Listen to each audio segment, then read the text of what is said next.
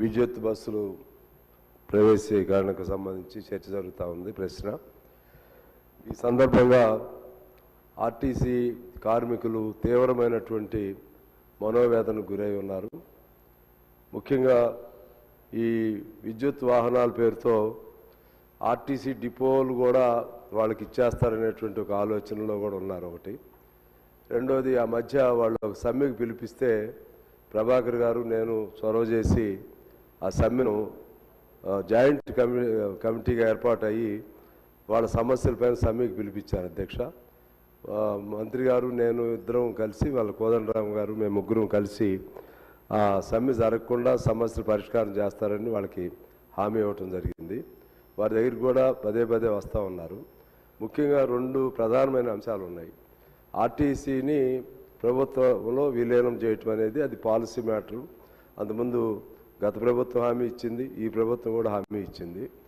దాన్ని ఎలా ఆ ప్రక్రియ మొదలైందా, ఎలా చేస్తారు, ఏం చేస్తారు మంత్రి గారు అంటే అది ఉప ప్రశ్న. ఇది దానికి సమాధానం చెప్పాలని కోరుకుంటున్నాను. రెండోది, ఆర్టీసీలో యూనియన్లు లేకపోవడం అనేది చాలా చాలా చాలా దుర్మార్గంగా నేను భావిస్తున్నాను. అధ్యక్ష, అన్ని చోట్ల యూనియన్లు ఉంటాయి, అన్ని సింగరేణిలో ఉంటుంది, లేకపోతే ఇంకా బ్యాంకుల్లో ఉంటాయి, అన్ని చోట్ల ఉంటాయి.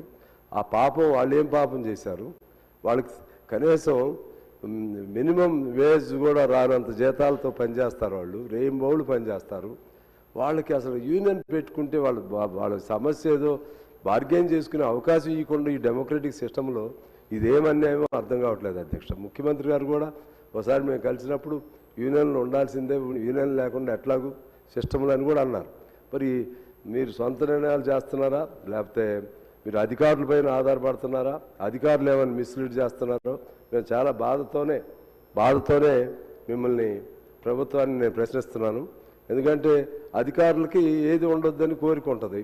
కొంతమందికి అందులో ఆర్టీసీలో పోలీసు అధికారులను పెడతారు ఎక్కువ. మీరు ఎండీగా పోలీసు అధికారులను పెడితే వాళ్ళకి పోలీసు దర్పం, లాఠీ దర్పం ఆ పద్ధతుల్లో వాళ్ళు ఉంటున్నారు.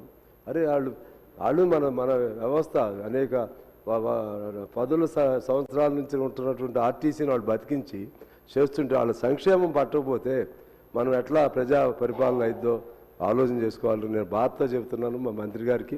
అలాగే మా ఉప ముఖ్యమంత్రి గారు కూడా ఉన్నారు. అలాగే ముఖ్యమంత్రి గారి దృష్టికి కూడా తీసుకెళ్ళాలి ఈ సమస్యను. ఎందుకంటే వాళ్ళ కోసం నేను 6 రోజులు అప్పట్లో కేసీఆర్ గారి ప్రభుత్వంలో 6 రోజులు నిరాదీక్ష చేశాను. అధ్యక్ష, మా శ్రీనివాసరెడ్డి అని మా ఖమ్మంలో మా కళ్ళ ముందే చనిపోయాడు. అధ్యక్ష, ఆర్టీసీ సమస్యలపైన చాలా ఇబ్బందులు ఉన్నారు వాళ్ళు. దయచేసి దానికి ఏదైనా పరిష్కారం చేయాలని మీ ద్వారా ప్రభుత్వాన్ని కోరుకుంటున్నాను. గౌరవ మంత్రి గారు. అధ్యక్ష,